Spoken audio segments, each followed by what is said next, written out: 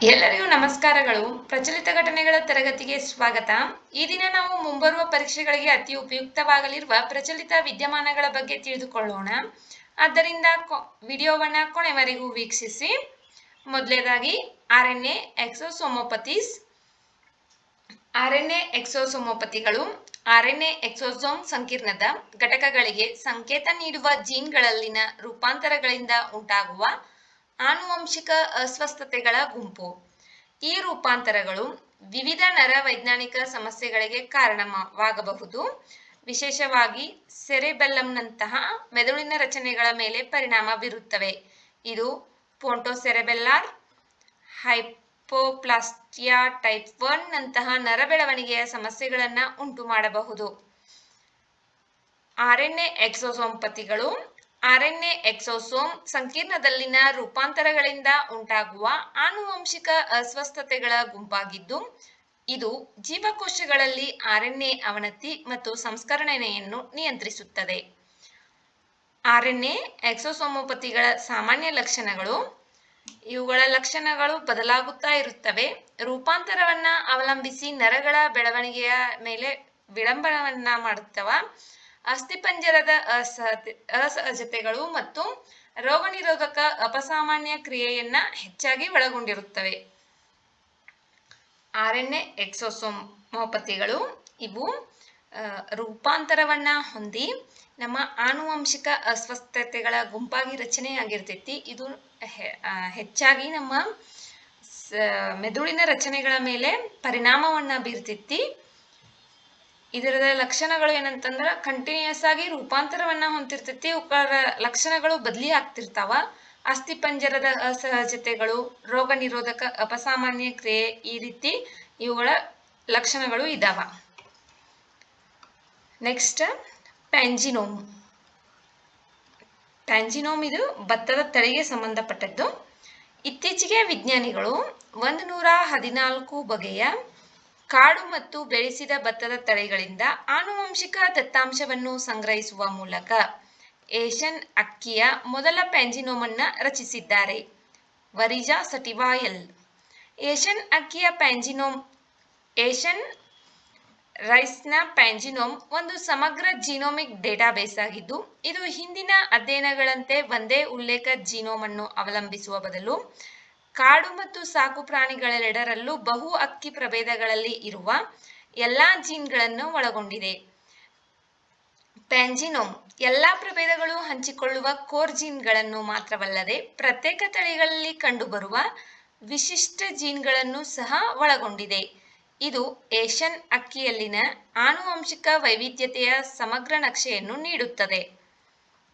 ಹೊಸ ಪ್ಯಾಂಜಿನೋಮ್ ಡೇಟಾಬೇಸ್ ರೋಗ ಸಹಿಷ್ಣುತೆ ಮತ್ತು ಹವಾಮಾನ ಆಘಾತಗಳಿಗೆ ಸ್ಥಿತಿಸ್ಥಾಪಕತ್ವದಂತಹ ವರ್ಧಿತ ಗುಣಲಕ್ಷಣಗಳೊಂದಿಗೆ ಮುಂದುವರೆದ ಭತ್ತದ ತಳಿಗಳ ಅಭಿವೃದ್ಧಿಯನ್ನು ಸಕ್ರಿಯಗೊಳಿಸುತ್ತದೆ.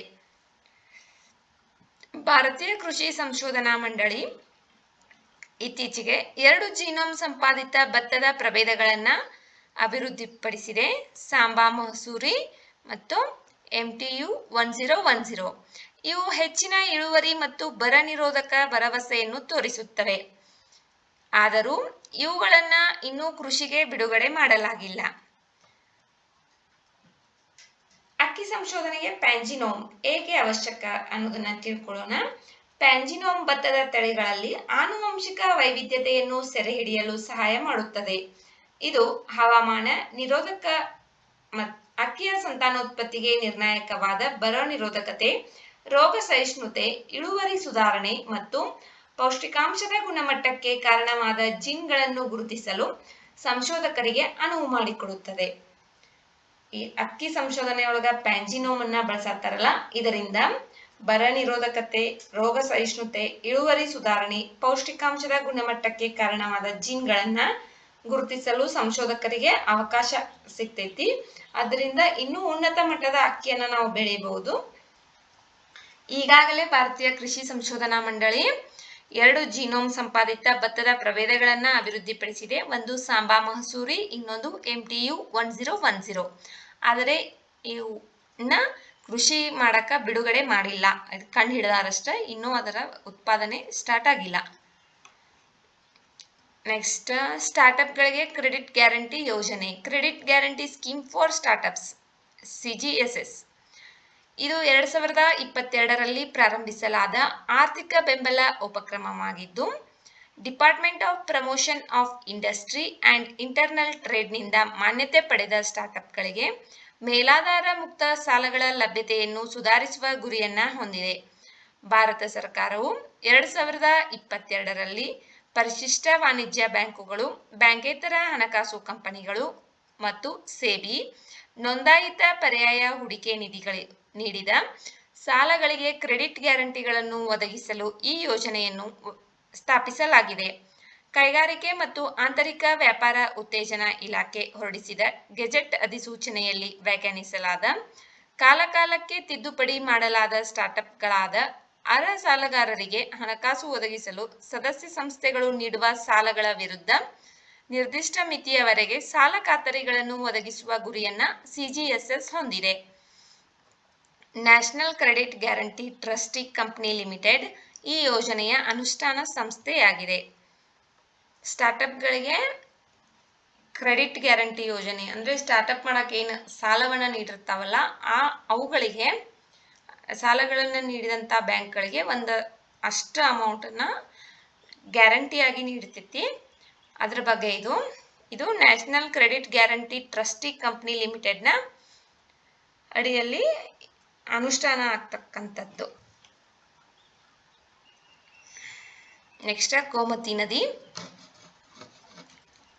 ಲಕ್ನೋ ವೇಗವಾಗಿ ಆಧುನಿಕ ಮಹಾನಗರವಾಗಿ ರೂಪಾಂತರಗೊಳ್ಳುತ್ತಿದ್ದಂತೆ ಪರಿಸರ ತಜ್ಞರು ಮತ್ತು ನಾಗರಿಕರು ಲಕ್ನೋದ ಜೀವನಾಡಿಯಾದ ಗೋಮತಿ ಗೋಮತಿ ನದಿಯ ಭವಿಷ್ಯದ ಬಗ್ಗೆ ಕಳವಳ ವ್ಯಕ್ತಪಡಿಸಿದ್ದಾರೆ.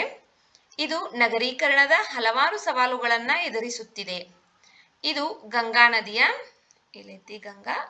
ನದಿಯ ಎಡನದಿಯ ಉಪನದಿಯಾಗಿದ್ದು ಸಂಪೂರ್ಣವಾಗಿ ಉತ್ತರ ಪ್ರದೇಶ ರಾಜ್ಯದ ಮೂಲಕ ಹರಿಯುತ್ತದೆ. ಈ ನದಿಯನ್ನ ಗುಮ್ಟಿ ಅಥವಾ ಗೋಮತಿ ಎಂಬ ಹೆಸರುಗಳಿಂದ ಕರೆಯಲಾಗುತ್ತದೆ. ಈ ನದಿಯು ಮಳೆ ಮತ್ತು ಅಂತರ್ಜಲ ಎರಡನ್ನೂ ಆಧರಿಸಿ ಹರಿಯುವುದರಿಂದ ವಿಶಿಷ್ಟವಾಗಿದೆ. ಇದು ಉತ್ತರ ಪ್ರದೇಶದ ಪಿಲಿಭಿತ್ ಜಿಲ್ಲೆಯ ಮಾಧೋ ತಂಡಾ ಬಳಿ ಇರುವ ಗೋಮತ್ ತಾಲ್ ಪುಲ್ಹಾರ್ ಜಿಲ್ನಿಂದ ಹುಟ್ಟುತ್ತದೆ. ಈ ನದಿಯು ರಾಮಗಂಗಾ ಮತ್ತು ಶಾರದಾ ನದಿಗಳ ನಡುವಿನ ಪ್ರದೇಶದಲ್ಲಿ ಹರಿಯುತ್ತದೆ. ಗೋಮತಿಯ ಪ್ರಮುಖ ಉಪನದಿಗಳಲ್ಲಿ ಸಾಯಿ ನದಿ, ಚೌಕಾ ನದಿ, ಕತಿನಾ ನದಿ, ಸರಿಯೂ ನದಿ ಸೇರಿವೆ. ಗೋಮತಿ ನದಿಯ ದಡದಲ್ಲಿರುವ ಪ್ರಮುಖ ನಗರಗಳು ಸುಲ್ತಾನ್ಪುರ್, ಲಖನೌ, ಜೌನ್ಪುರ್, ಲಖೀಂಪುರ್ ಖೇರಿ. ಗೋಮತಿ ನದಿ ಇದು ಉತ್ತರ ಪ್ರದೇಶದಲ್ಲಿರ್ತಕ್ಕಂತಹ ನದಿ. ಈಗ ಲಖನೌ ವೇಗವಾಗಿ ಬೆಳೆಯುತ್ತಿರತಕ್ಕಂಥ ನಗರವಾಗಿರುವುದರಿಂದ ಅಲ್ಲಿ ಗೋಮತಿ ನದಿಗೆ ಏನಾದರೂ ತೊಂದರೆ ಆಗ್ತೈತಿ ಅಂತ ಹೇಳಿ ಪರಿಸರ ತಜ್ಞರು ಮತ್ತು ಅಲ್ಲಿರ್ತಕ್ಕಂಥ ನಾಗರಿಕರು ತಮ್ಮ ಕಳವಳವನ್ನ ವ್ಯಕ್ತಪಡಿಸಿದ್ದಾರೆ. ಅದರಿಂದ ಇದು ಸುದ್ದಿಯಲ್ಲಿದೆ. ಇದು ಗಂಗಾ ನದಿಯ ಉಪನದಿಯಾಗಿದೆ, ಎಡಬದಿಯ ಉಪನದಿಯಾಗಿದೆ. ಇದನ್ನ ಗುಮ್ಟಿ ಅಥವಾ ಗೋಮತಿ ಅಂತ ಹೇಳೂ ಕರೀತಾರ. ಮಳೆ ಮತ್ತು ಅಂತರ್ಜಲ ಎರಡನ್ನ ಆಧರಿಸಿ ಈ ನದಿ ಹರಿತೈತಿ. ಆದ್ದರಿಂದ ಇದು ವಿಶೇಷವಾಗೈತಿ.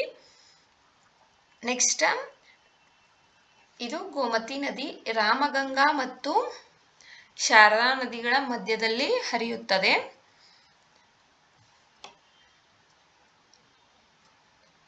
ನೆಕ್ಸ್ಟ್ ಗೋಮತಿ ನದಿಯ ಉಪನದಿಗಳು ಸಾಯಿ ನದಿ, ಚೌಕಾ ನದಿ, ಖತಿನಾ, ಸರಿಯೂ ಇವು ಗೋಮತಿ ನದಿಯ ಉಪನದಿಗಳಾಗಿವೆ. ಗೋಮತಿ ನದಿಯ ದಡದಲ್ಲಿರ್ತಕ್ಕಂತಹ ಪ್ರಮುಖ ನಗರಗಳು ಸುಲ್ತಾನ್ಪುರ್, ಲಕ್ನೌ, ಜೌನ್ಪುರ್, ಲಖೀಂಪುರ್ ಖೇರಿ. ನೆಕ್ಸ್ಟ್ ರಾಷ್ಟ್ರೀಯ ತಂತ್ರಜ್ಞಾನ ದಿನ 2025.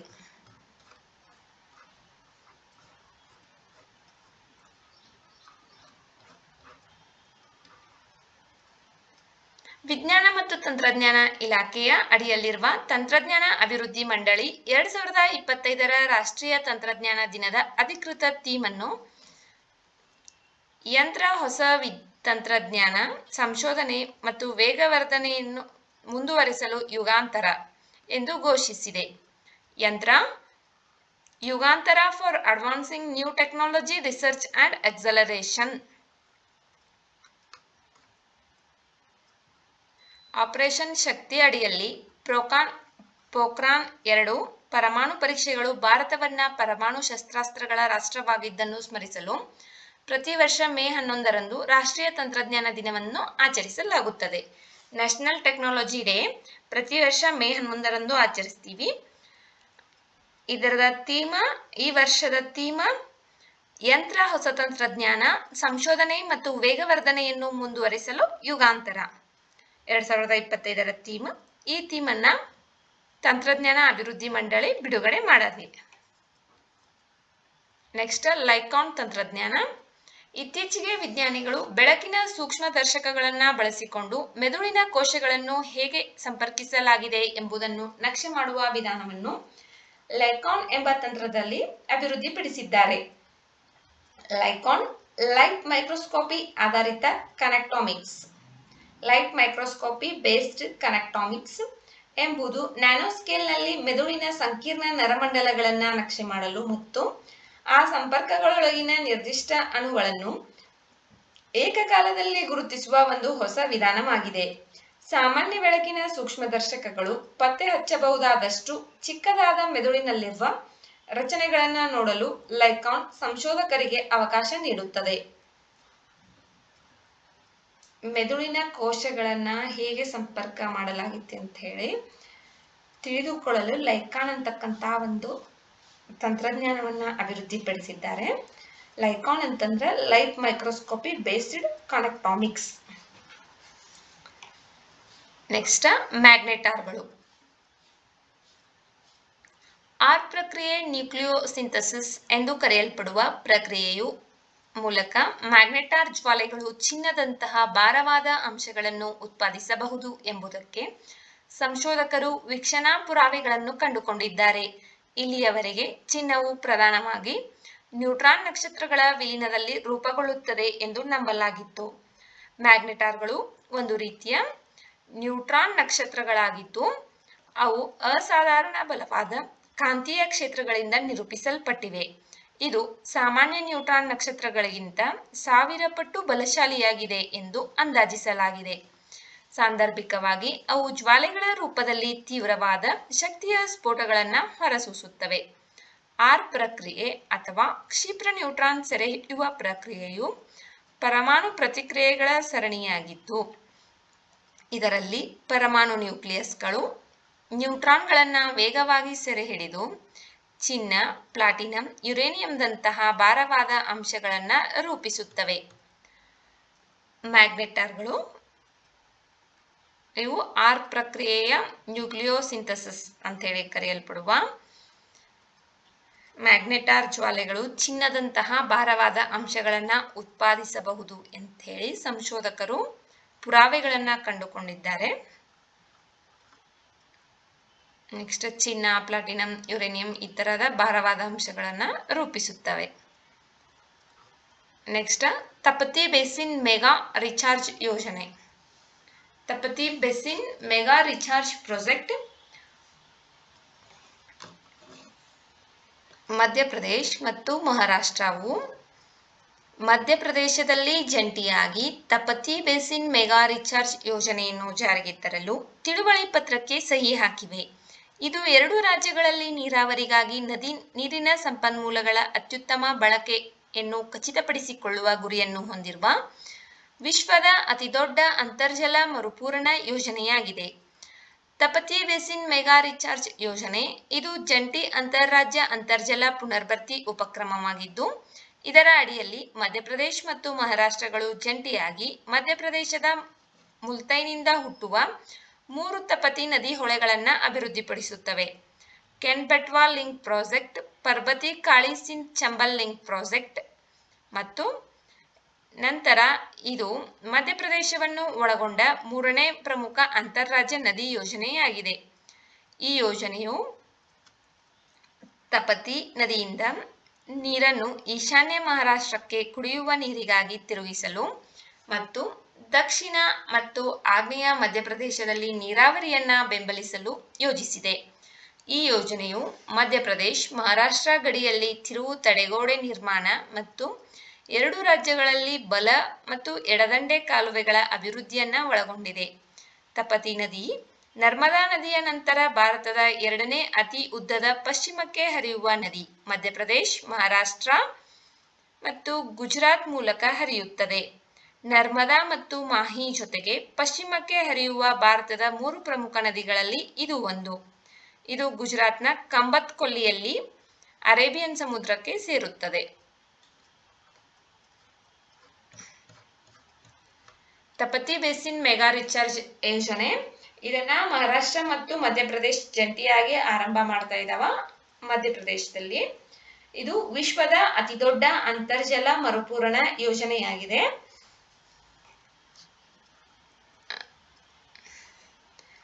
ಕ್ಯಾನ್ಬೆಟ್ವಾ ಲಿಂಕ್ ಪ್ರಾಜೆಕ್ಟ್ ಇದು ಮಧ್ಯಪ್ರದೇಶ ಮತ್ತು ಉತ್ತರ ಪ್ರದೇಶ 2 ರಾಜ್ಯದಲ್ಲಿ ಐತಿ.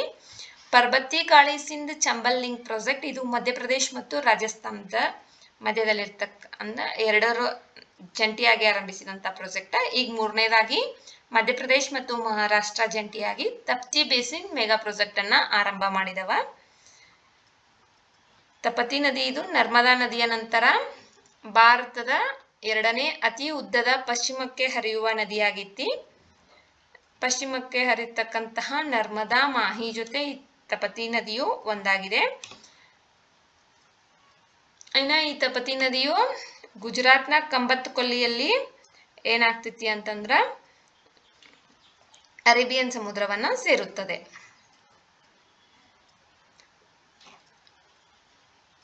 ವಿಡಿಯೋ ನೋಡಿದ್ದಕ್ಕಾಗಿ ಧನ್ಯವಾದಗಳು. ವಿಡಿಯೋದಲ್ಲಿರುವ ಮಾಹಿತಿ ಉಪಯುಕ್ತವೆನಿಸಿದರೆ ವಿಡಿಯೋಗೆ ಒಂದು ಲೈಕ್ ಮಾಡಿ. ಮತ್ತಷ್ಟು ಮಾಹಿತಿಗಾಗಿ ನಮ್ಮ ಚಾನೆಲ್ನಲ್ಲಿರುವ ವಿಡಿಯೋಗಳನ್ನು ವೀಕ್ಷಿಸಿ. ಮುಂಬರುವ ವಿಡಿಯೋಗಳು ಮತ್ತು ಮಾಹಿತಿಗಾಗಿ ನಮ್ಮ ಚಾನೆಲ್ ಅನ್ನು ಉಚಿತವಾಗಿ ಸಬ್ಸ್ಕ್ರೈಬ್ ಮಾಡಿಕೊಳ್ಳಿ. ನಿಮ್ಮ ಸ್ನೇಹಿತರೊಂದಿಗೆ ಹಂಚಿಕೊಳ್ಳಿ. Thank you.